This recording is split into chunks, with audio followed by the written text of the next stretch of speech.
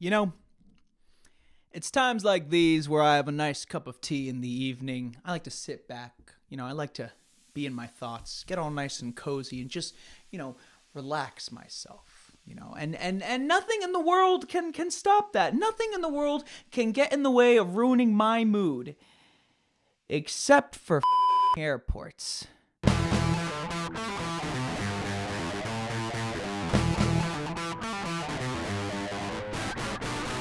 At some point or another, whenever all of this is over, and you know what I'm talking about, we're going to go back to normal in one way or another, and we're going to start flying again. And oh, buddy, we're going to fly in masses. You see, cabin fever does a lot of things to people, and the one thing it does do is make them think that they are now ready to travel. Well, hate to burst your bubble, but whether you like it or not, quarantined in your house or other places, for the past year and a half, you really haven't been traveling, and you miss it. You miss the excitement, the packing of it, the traveling of it, the getting to the airport just early enough, going through security, maybe picking up a Cinnabon, and having a heart attack while eating it. And then finally you get to the gate, you pass the stewardess your ticket. They're like, "Oh, hi, how's it going?" They're cordial, they're nice with you. You get to your seat inside the airplane, and everything is just building up to that magical moment where your stomach drops just a little bit, your heart sinks just a bit when you feel the inertia of a plane taking off. And then finally, hopefully, you have a nice little window seat where you get to take a look at the world just getting smaller and smaller and smaller and smaller. And then you're being a part of the modern miracle of flying, of traveling. That's a load of All right, listen. Anyone who loves to travel, I'm not going to be mad at. Anyone who loves to travel, I'm not telling you you're not supposed to enjoy yourself, all right? But if anyone really wants to understand the situation of really traveling, this is the show for you. Listen, I'm not going to say I don't like to travel.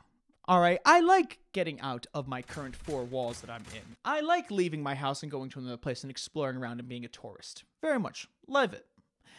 But what I don't like is the entire process that leads me up to there. The entire process that makes me regret going to the airport in the first place. Some might say it's the car ride to get to the airport. Other people say it's just TSA, and then that's where the issues end. Listen. The issues don't just start in traffic. They just don't start at the airport and end at TSA. No. It starts from the very beginning. Packing is no one's favorite game.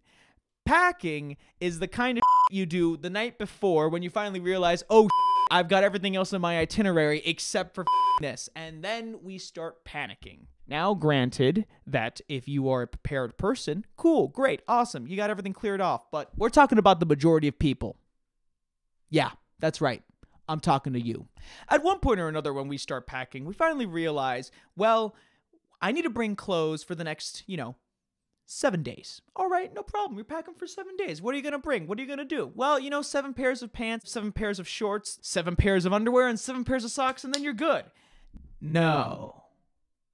Then you take a very hard look at your bag, and you're like, okay, well, what happens if, I get my shoes wet, then my socks get wet, and then I need to change socks. But, I've only planned for 7 days. Okay. At that point, you take 12 socks and 12 pairs of underwear and say, okay, I'm good to go right over here. And at that moment, you think you're ready.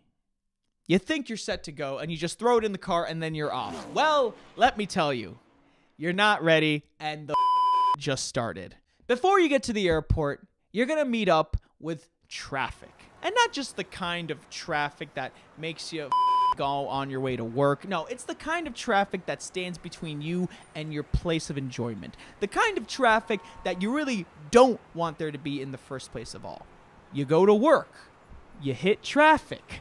All right, I'll deal with it. I'm late to work because of traffic. Oh, God help me. It was just terrible out there, and now I'm late to work. Oh, my. Whereas compared to your vacation, why is there so much traffic? I just want to leave, and now I got to stand behind an 18-wheeler that is only moving at 5 miles an hour because 5 cars ahead of me decided to short stop and then halt the entire line of traffic.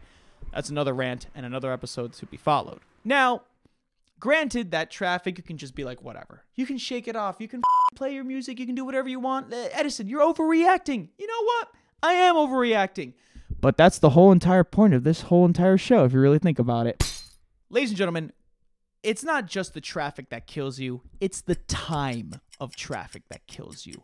Whether you like it or not, you want to go.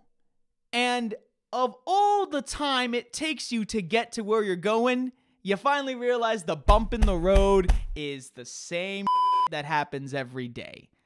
I hate traffic. It's a waste of life. Holla at your boy. I'm preaching to the choir. But, of course, you finally get to the airport. Ah, yes, the airport.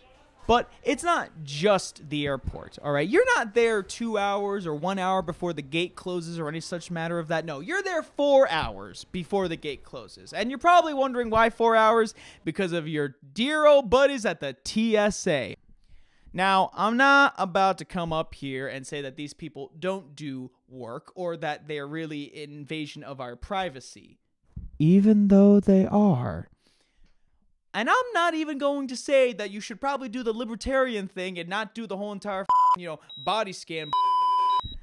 What I am trying to say, though, is of all the things, of all the that works and doesn't work at the same time, it's your local TSA. It's one thing to look at your passport and be like, is this the right person or not? And hopefully that picture's up to date.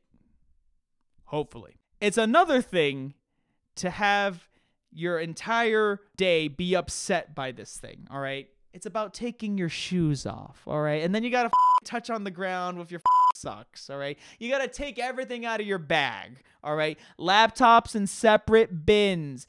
Wallet, phone, and keys in separate bins. And then even worse, you're in a rush to do it. Some people might say, oh, no, you're not in a rush at all. You can just do whatever you want. No. Listen, when it is your turn to take off your shoes, put your bag in the bucket, along in a separate bucket for your laptop, phones, and keys, and belt, all right, you better hurry the up, because there's 30 other people in back of you who are also in the same hurry, all right? You don't have time. You're not supposed to be there and lollygag around and giggle while this whole entire process is happening. While you're at it, wear some socks, because my feet ain't touching that dirty ground of the TSA. Ew. Now, of course, when you're done with the TSA, you might be thinking, there it is. It's done. It's over with. You finally get to go through. You get to go to your gate, and you get to relax. No. This is America, ladies and gentlemen. And in America, there's only one thing that we want you to do. Buy uncontrollably. I'm not going to say that the shops are not convenient. I'm not going to say that there's actually some, good literature to be found at the local bookstore. What I am going to say, though, is the mix of goods and food available at the airport really kind of with you.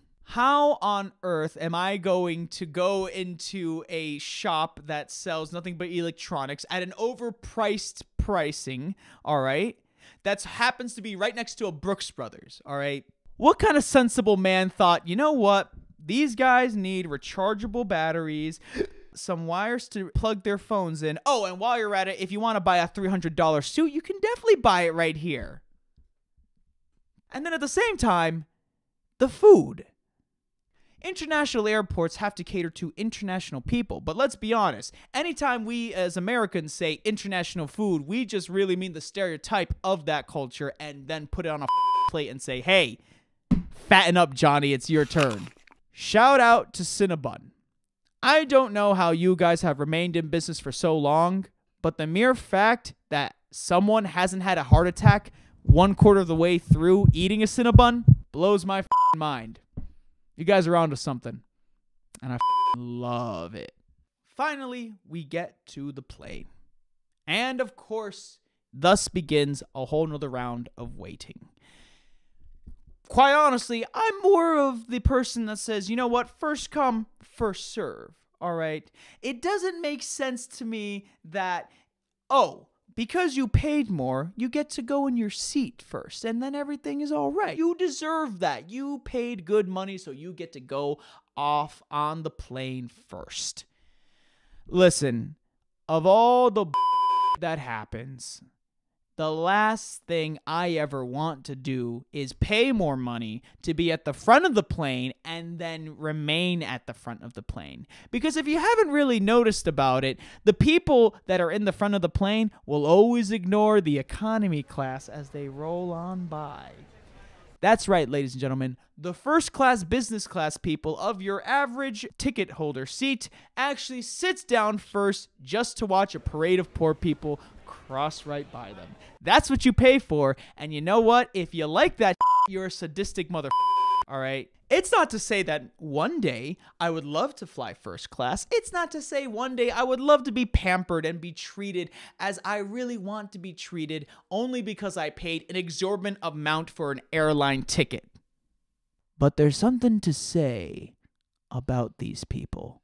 Because why on earth would I ever want to see a parade of poor people walk past me while I'm just trying to get comfortable in my seat? Nah.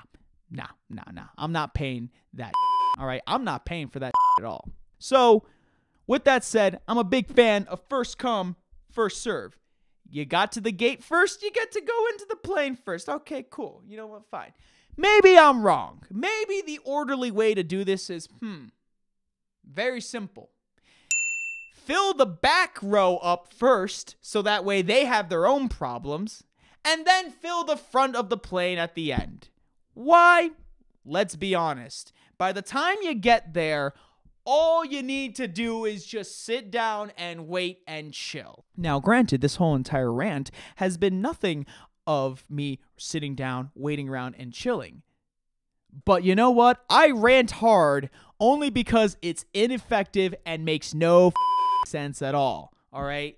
Put the poor people in first, fill it up to the top with the rich, so that way when we land, the rich people get off first and everyone goes off in the orderly situation. But finally, you get in the plane, and that's when the experience of travel begins. That's when the experience you can actually kind of relax a little bit, all right? All of the flying, the takeoff, the anticipation, it's great. I'm 100% with it. I enjoy it, you know? And you know what? Maybe, just maybe, I splurge just a little bit more money to have a window seat because I, too, love lifting that window up, having the sun glare at me, burning my eyes, and looking at the clouds as we fly across the land. It's beautiful, it's scenic, and you know what? I'm that that posts the I'm traveling, haha, Instagram post story. That's me. That's who I am. I've accepted it. Have you? But all of that enjoyment finally ends at the end. When you finally land down, the most annoying thing that I remember, and that will probably still be a part of in one stupid way or another, is clapping for the landing. Now, I'm going to say this right now, all right? If you do a good job, you deserve to be praised, all right? And who is to say that landing a plane all the time on the job while you're being paid is commendable, all right? We're talking about around maybe a ton of steel flying through the air at hurtling speeds, and these pilots precisely and using the technology of today have to take this funnel of people and land it down ever so smoothly. And you know what? That takes guts. That takes courage. That takes skill. You know, does it deserve an applause? Nah. Listen, you do your job and your reward is money, all right? You do a good job and your reward is more money. But for dear Lord Almighty, did we really expect not to land? I get it, All right. Ever since 9/11, we have decided to congratulate the pilots that make it from point A to point B. And you know what? That is commendable. But for the love of God, can we please just stop the clapping? Just stop the clapping. But after we land and we finally taxi and the seatbelt sign comes off, the begins. All right. The happens, and it's very simple how the comes. Everyone, in a state of panic, decides to stand up and say, oh, I need to stretch my legs, All right, I get it. We've been sitting around for 3 hours, 4 hours, maybe it's been 7 hours. It happens. Stretch out your legs. No big deal, all right? What? But all we do is stand and we wait. We look around. We're like, okay, just stretch it out. And then comes the scurrying, the fighting, the clawing of, oh my God, get me out of this tube. We get it, all right? You've been on the plane. I've been on the plane. We've all been on the plane. And you know what? Tensions just were a little up the minute that baby started to cry. Babies on a plane. Get that out. We should really designate a plane strictly for toddlers, all right? If you have a baby, then you have to fly Gerber fly, all right? Because all the screaming babies are on it, and that way you're not the only one who looks like a sore thumb loser, all right? No babies on the plane, all right? This has been Edison Bonanno 2024. No babies on the plane. Listen, guys. Just listen. Just hear me out, all right? When the plane lands and the lights come on, the oxygen is now flowing into the cabin. Maybe, just maybe, you sit down and you relax.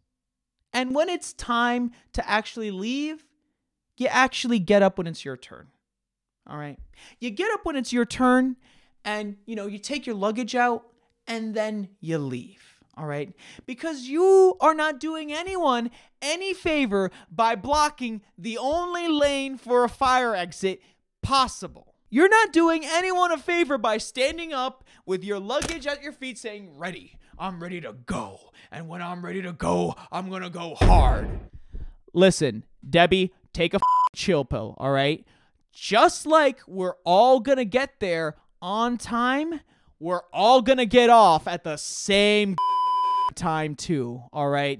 So for the love of God, and I do mean this, if you are in a hurry, you're in a hurry. Tough, all right? You get off the plane when you get off the plane, all right? And for the guy that was in Panama City when I got on the plane, and you know what? It was my turn in the aisle to step out and go. Homeboy was like, no, chill, and then cuts me. You, all right? I'm off, I'm mad, and you know what? You, all right? You saved yourself 5 seconds. You saved yourself 2 seconds to get off the plane just by cutting me off, all because I had to take 2 seconds to grab my carry-on out of the compartment and go, all right? We're all in a rush. We're all in a hurry. We all got places to go. But, dear Lord Almighty, let me rephrase this now for everyone in the room right now, all right? Chill the out, all right? It's right here, right below me. Chill the out, all right? Now, of course, we finally made it. We have finally made it to our destination. We're in the airport, and we're ready to go out and about into the world. We're ready to finally step out of that airport, take our taxi cab to the hotel, and get down on that bed that hasn't been changed or even washed, and go,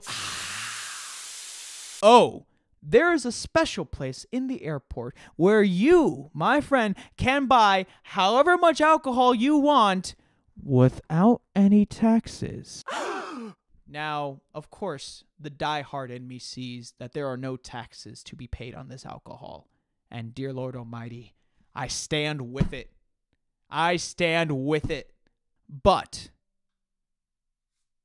that's where they get you in a quagmire. Just when you thought you were done and out and about about to go into the free world? No, no, no, no, no. The airport wants to keep you there because the airport wants you to spend money. The airport wants you there as long as you possibly can because the airport wants to swallow you up and take your wallet with you as well. And as last-minute gifts while you're traveling, you're like, yeah, I'll take a bottle of Johnny Walker Black. It's no big deal. You can't get that anywhere. Oh, you don't have black? Oh, well, then I'll just go double black. It's even cheaper than black and just as good.